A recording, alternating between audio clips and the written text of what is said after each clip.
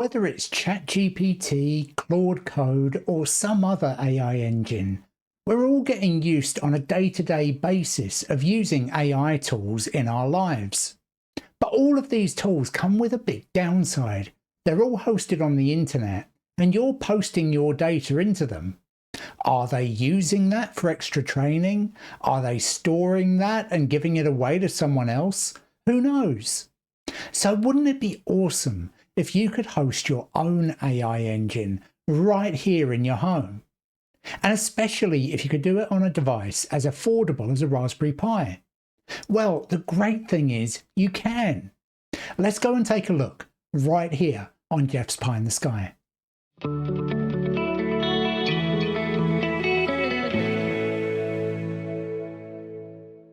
Hello once again, Pi geeks and techno nerds all over the world. My name's Jeff, and I'm an IT professional who's been in the industry for over 30 years. I've been using Raspberry Pi since they first came out, and I wanted to share with you projects that I've done over the years.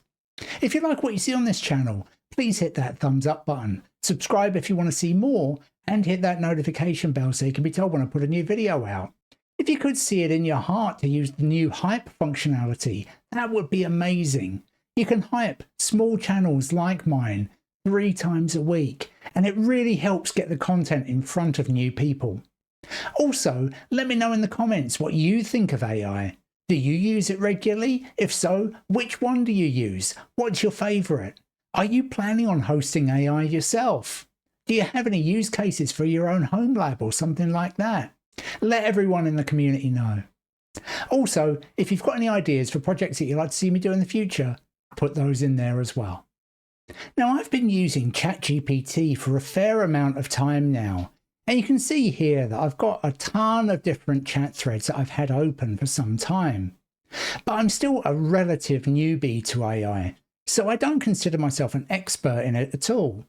But I do find that the AI tools are extremely helpful, especially when I'm encountering very specific problems that I could use help with. Now, I find it particularly useful for giving me ideas about YouTube thumbnails and what to put in descriptions and tags, that sort of thing, as well as giving me ideas of things that I can easily cook that fit in with the diet that I'm on. Now, the one big deficiency that I found with ChatGPT was when I was trying to get some help with some coding, it really wasn't very good. I then discovered Claude Sonnet, and I found that when it comes to software development, it just felt like a much better tool for the job. It was really effective in creating code for me and being able to debug issues that I had and also analyze log files, all those kind of things. So nowadays, I've become a reasonably heavy user of AI, and especially at work, I use it all the time. Now, the stuff that I'm able to use at work is in a very sandboxed environment. They've got enterprise licenses for all the major engines, and I can just use that directly without any data or information being shared with anyone else. But when you're using the publicly available AI engines, can you really guarantee the same thing? I don't really think you can. But there is an alternative, and that's to host your own AI. Now, if you listen to a lot of headlines out there, you'll hear more and more how there are massive, huge data centers being built all over the world for all of the major companies to host their AI infrastructure in.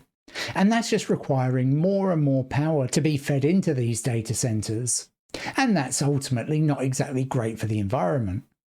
But what's the alternative? If you want to keep your data completely safe, but you still want to benefit from AI functionality, how can you do it? Well, the answer is you can actually host it yourself. Now, there are plenty of YouTube videos out there where it shows people spending thousands of dollars on incredible rigs set up to provide home lab AI infrastructure. And I'm not discounting any of that. The experience that they get from it is incredible. But if you're just playing with AI, or maybe it's something where you just want your kids to be able to experiment with it and get some experience using it in a very safe environment, you can actually host AI engines on equipment as modest as the Raspberry Pi. And it's actually remarkably easy to set up. So through this video, I'll show you how to do that. Now I'll be using my new Raspberry Pi 500 Plus for this, which is of course quite a premium Raspberry Pi product. However, you could really do this on any Raspberry Pi 5 model. Well, technically you could probably run it on any Raspberry Pi. However, the better the processor and the more memory you have available, the better your experience is going to be. But all that really translates to is how responsive your AI engine is. But let's go take a look on my Raspberry Pi 500 Plus and I'll show you what I mean. Now, since my last video where I first introduced my Raspberry Pi 500 Plus, I've basically rebuilt it using the latest Raspberry Pi OS image, which is based on Debian Trixie. So now everything is beautifully up to date. But what you see here is effectively still just the desktop straight after installation. Now here, I've opened up Ollama.com and a terminal window. Ollama is a free-to-use AI engine, and you can install that on just about anything. There are installers for Linux, Mac, and Windows, and it supports just about any kind of platform.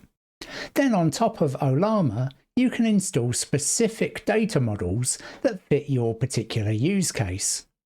Now, some of these are pretty specific in their use case, other ones are more general. But there's a huge library here that you can pick from, and you can select whichever one is best for your case. But if you just open up the hamburger menu and go to download, and then select Linux, you'll get a simple command that you can copy and paste out of here straight into your terminal window. And when I run this, this will go ahead and install everything that Ollama needs. It will take a little while, so I'll come back when that's all finished. Now this is finished, and one really important message here is this warning that you see at the end, where it says no NVIDIA or AMD GPU detected. Ollama will work a whole lot better if you do have a GPU. And of course, the better the GPU, the better the performance that you'll get out of it. However, it isn't mandatory. Ollama will still work just perfectly fine without that. It will just run more slowly. So don't feel that you've got to go out and buy yourself some fancy GPU just to run all of this stuff.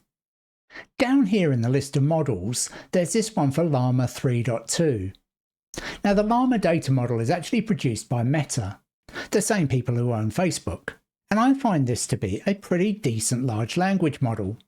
Now where you see it referencing these 1B and 3B figures, this is basically detailing how complex the data model is. And effectively, the more information you have in your data model, the more accurate the responses will be that it will give you. But equally, the bigger your data model, the more memory it will consume, and the more difficult it will be for it to respond to your queries.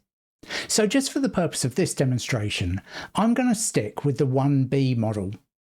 If I click on the 1B link here, it gives me a tag name that I can use. And if I click the link to copy that, I can then bring that over into my terminal window, and I can download that model just with the command ollama pull llama 3.2 :1b. But of course, whichever data model you want to use, just substitute the tag in for that particular model. Now again, this will take a little while to download, so I'll come back when that's done. Now that's finished, and what's remarkable here is that we can use this straight away. All we have to do is run Ollama, provide the command run to run up your data model. Now this next bit is optional, where I put in this --verbose. It just increases the amount of output that you get from Ollama itself. And then the name of your data model, exactly the same as how you pulled it just previously. And what you end up with is just this prompt. I can just type in a prompt here, and then it will go off and it will give me a response. Now you can see here that this is actually coming up relatively quickly. Is it as quick as ChatGPT or Claude?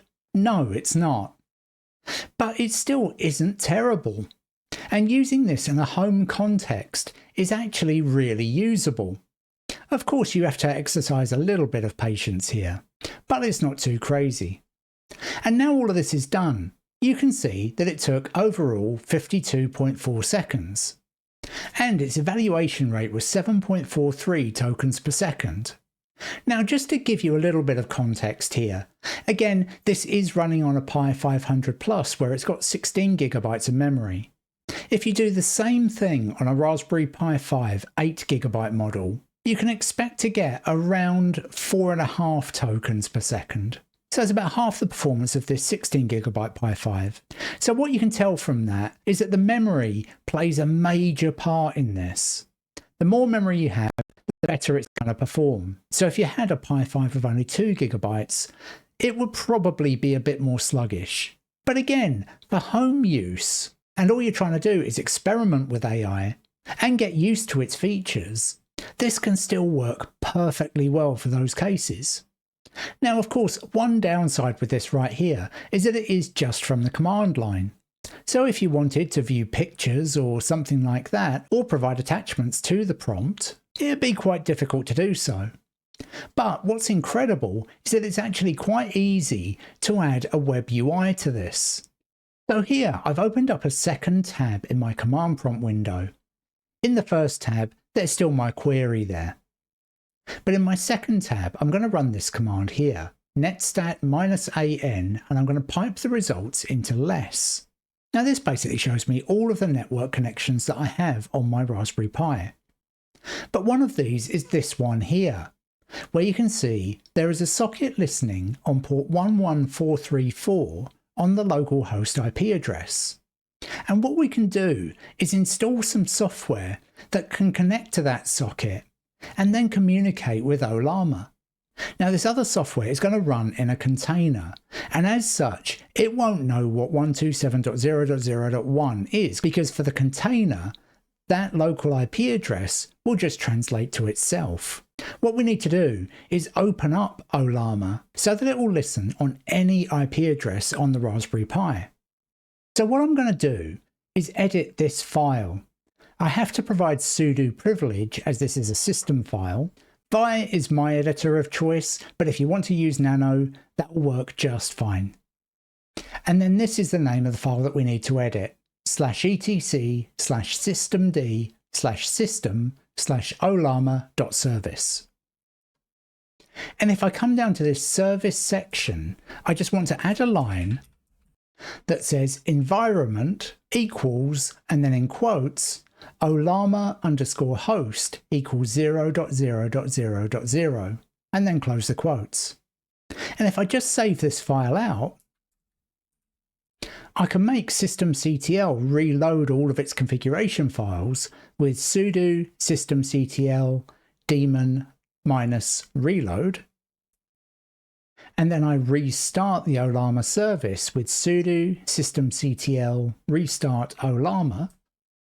If I run my netstat command again, we now have this line showing that Ollama is listening on any IP address, including TCP version 6.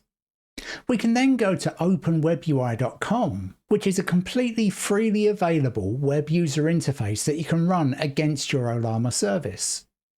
Now on here, if you go to the hamburger menu and you come down to Quick Start and open that up, it will take you to this session here.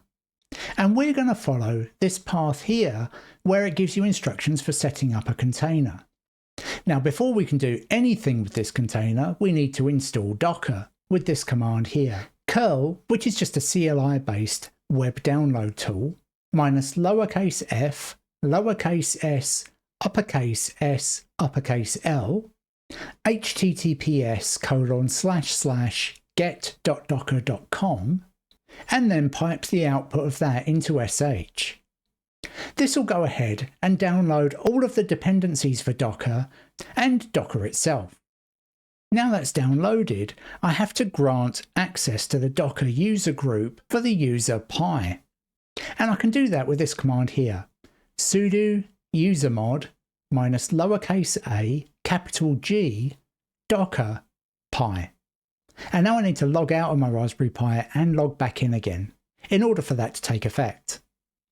So now I'm logged back in again, and here you can see that I am now a member of the Docker user group.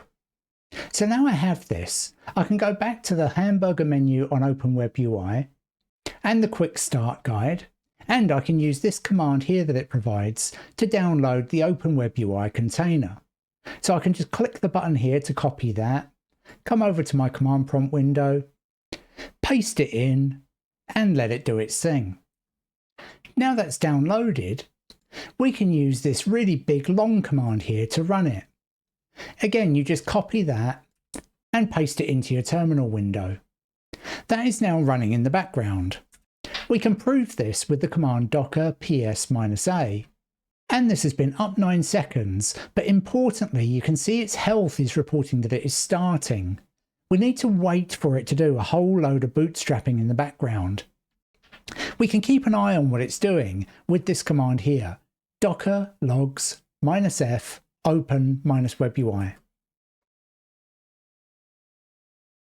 Okay, now that's all ready, and I've actually been able to open the WebUI just by going to localhost :3000 in my browser. If I just click the Get Started button here, it asks me to create a user. Now again, this is all completely local. This isn't going off to the internet at all. Now I've created that admin user, I just get a notice here of saying what's new in Open WebUI. If I just close that, and then I click up here on the little icon that shows my name, and then I go to Settings, and down the bottom corner here, Admin Settings, there's a tab up here for Connections. And you can see here, there's a section here for the Ollama API. Now, if I click on the cog link to configure that, now if I just come up here to the top right corner, and I go to Advanced Information and Connection Information, I can get the IP address of my Raspberry Pi. So if I just take a copy of that, close that window, come back over into my Ollama configuration window, and put in my IP address, I should then be able to click this link here to verify the connection. And that's saying that that's succeeded. So I can save this now and save that config. And if I come over to New Chat, what you can see now is that it's automatically selected the default data model that was being used in Ollama. And if I type in an arbitrary prompt here, this will then go off, analyze that, and it will give me a response. And as you can see, this is responding at the same kind of rate at what the command line was responding earlier. Now, what's really great about this web interface is that you also have the opportunity to add attachments here as well. So you could add pictures or screenshots or whatever you like. Now, different data models have different capabilities. For example, in this Llama model here, I can't use it to generate any images, but there are other Ollama models out there that can do that sort of thing. So again, for your specific use case, pick a data model that will work for you. Now, as I mentioned earlier, you can use GPU resource to accelerate Ollama and the LLMs that it runs. Now, these are a bit tricky to attach onto a Raspberry Pi, but I do want to point out something really important. There are products like this that are available. This is a board produced by Halo called the Halo 8L, and you can get it in two flavors. One that can run at 13 tops and one that can run at 26 tops. Now, what I want to stress here is that these hats are made specifically for the purpose of object detection. They're not designed for use with large language models. So if you buy something like that, it won't work with Ollama. And you could spend a lot of money and end up being very disappointed by the result. Now, Halo do have an alternative model, which is this, the Halo 10H M.2 AI acceleration model, and is provided with an M.2 interface and has memory on board up to 8 GB. So if you got a hat for your Raspberry Pi that had an M.2 slot on it, you could feasibly use this to accelerate your Ollama large language models. Now, in July of this year, Halo did put out this message here, saying that the Halo 10H was now generally available. However, I have not been able to find this for sale anywhere. I did reach out to them to try to find out where I could pick one up, but unfortunately this is the only response that I got from them. So clearly they're not currently in a position to ship globally. And that's really disappointing. because all the demos that I've seen of the product, which are readily available on YouTube, do actually look really impressive. As it stands right now, the best way to accelerate Ollama running a large language model is through the use of a GPU. It's easier to set that up on a conventional PC rather than a Raspberry Pi. But of course, it is still doable, and it's something I'm going to do. I've ordered a GPU for this purpose, and I'll make another video down the line showing how I can integrate that and what difference it makes. But that's it for this video. Once again, if you like what you see on this channel, please hit that thumbs up button, subscribe if you want to see more, and hit that notification bell so you can be told when I put a new video out. Let me know in the comments how you make use of AI, and if you think it would be useful to run it on a Raspberry Pi, or if you feel that is just too slow and you need to run it on something like a regular PC. And of course, just a reminder that there is that hype functionality within YouTube, so if you can use that to promote my channel, I'd be so grateful. I'm trying to reach 5,000 subscribers by the end of the year, so anything like that will really help. But thanks so much for watching till the end, and until next time, bye for now.